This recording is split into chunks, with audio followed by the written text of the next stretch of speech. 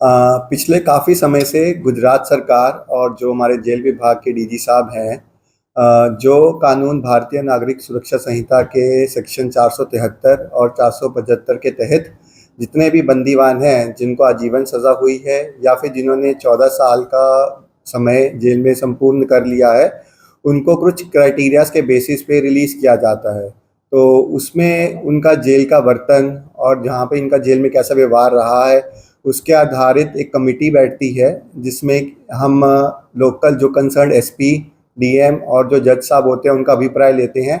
और उनके अभिप्राय आने के बाद एक एडवाइजरी कमेटी बैठती है जिसमें 11 सदस्य होते हैं।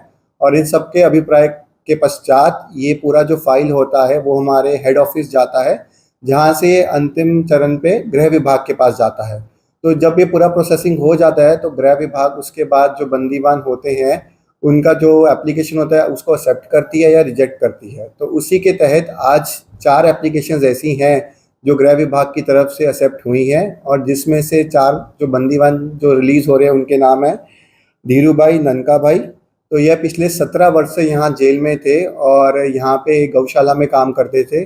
दूसरे बंदीवान जो रिलीज़ हो रहे हैं उनका पूरा नाम है हितेश भाई, बनू भाई, और यहाँ वो पिछले 19 वर्ष से थे और यहाँ पे जो फैक्ट्री विभाग में पूरा कागजी काम थे वही ये देखते थे। तीसरा जो बंदीवान है उनका नाम है जितेंद्र सिंह नारू भाई, और यहाँ पे जेल में पिछले 18 वर्ष से थे, वो भी फैक्ट्री में सुथारी का काम देखते थे। और जो चौथे हैं उनका नाम है सैयद आदम वराम, और यहाँ वो जेल में पिछले 18 वर्ष से थे। तो जैसे मैंने बोला कि ये अलग अलग विभाग में काम करते थे, तो हमारे जेल में ऐसा इनको पूरा अपॉर्चुनिटी दिया जाता है कि कुछ ना कुछ काम करें, अपना स्किल डेवलपमेंट करें और जो क्राइम और जो मानसिक क्रिमिनल माइंडसेट होते हैं उनसे दूर रहें। तो इसी के नज़र रखते हुए ये इनका पूरा प्रोसेसिंग हुआ है।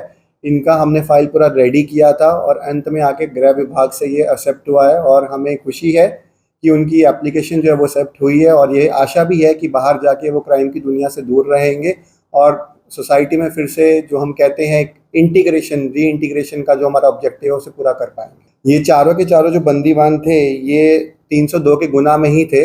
ये ऐसा है, हमने इनका हिस्ट्री भी चेक किया है कि इनका कोई क्रिमिनल माइंडसेट ऐसा नहीं होता, बट जो हम बोलते हैं कि हीट ऑफ द मोमेंट में क्राइम कर दिया जाता है। तो जबकि एक कहते नहीं है कि एक रेगुलर क्राइम हिस्ट्री नहीं जिसका होता है, तो उसी के तहत इन्होंने सज़ा यहाँ पे पूरी काटी है। अपना कहते हैं इंट्रोस्पेक्शन किया है कि लाइफ में वो आगे जाके क्या करना चाहते हैं, और हमने उनसे बात भी की है। तो जो भी जितने भी बंदीवान हैं वो यही कह रहे हैं बाहर जाके या ही हम खेती का काम करेंगे या फिर अपनी दुकान पर काम करेंगे। और मैं भी यही आशा रखता हूँ कि क्राइम की दुनिया से ये सब बहुत दूर रहेंगे।